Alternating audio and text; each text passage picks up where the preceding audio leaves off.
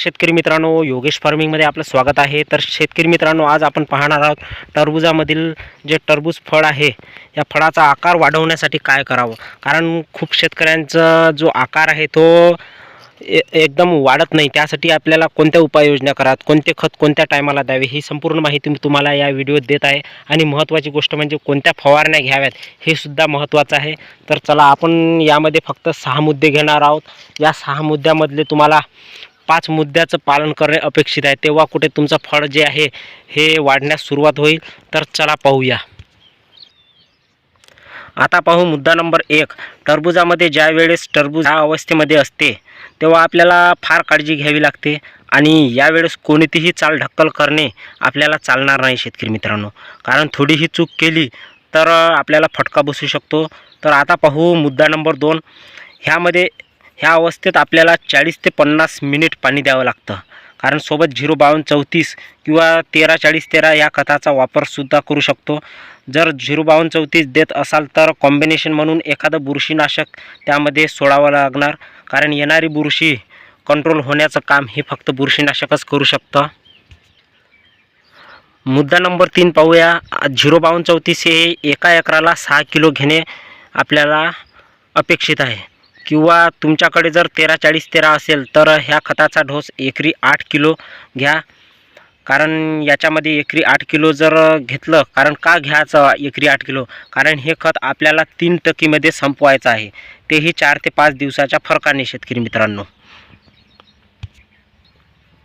आता पाहू मुद्दा नंबर 4। 134013 घेताना जर कॉम्बिनेशन घेत असाल तर इसाबियन किंवा सागरिका घेऊ शकता, कारण ह्याच्यामुळे मायक्रोन्यूटनची जी पूर्तता आहे ते भरून निघते। पण याच्या अगोदर जर तुम्ही मायक्रोन्यूटन दिले असेल तर गरज नाही। आता पाहू मुद्दा नंबर 5। या अवस्थेत जर बुरशीजन्य फवारण्या 8 दिवसाच्या 8 दिवसा घेत राहिल्या तर फारच ठीक होईल। आणि महत्त्वाची गोष्ट म्हणजे ड्रीपद्वारे ताक अंडसुद्धा देत राहा, कारण ह्या अवस्था फार महत्त्वाची असते ही अवस्था। आणि जे ताकअंड आहे हे आपल्याला बुरशीनाशकाचं सुद्धा काम करते आणि त्याचबरोबर मायक्रोन्यूटन्ससुद्धा काम करते। आता आपण शेवटचं पाहू मुद्दा नंबर 6। जर तुम्हाला फळमाशीचा जर प्रादुर्भाव दिसत असेल तर धानुसान 50 हे कीटकनाशक घ्या। हे जर मिळत नसेल तर यामधले कंटेन आहे ते म्हणजे पेन्थॉइड, ते घेऊ शकता।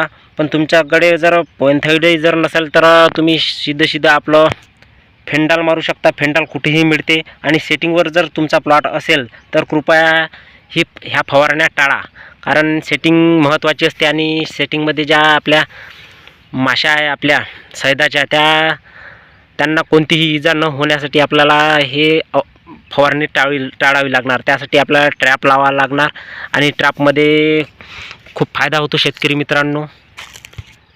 पण फळमाशीचा जर जास्त अटॅक जर असेल तर तुम्ही ॲसिफिट घेऊ शकता 95% वाला, आणि तेही निळ्या रेषेचं, म्हणजे थोडं साधं येऊ शकते पण निळ्या रेषेवाला घ्यायचं। फारच छान आहे आणि फार छान पद्धतीने कार्य करते ते। तर व्हिडिओ कसा वाटला कमेंटमध्ये नक्की सांगा आणि सबस्क्राईब करायला विसरू नका। धन्यवाद शेतकरी मित्रांनो।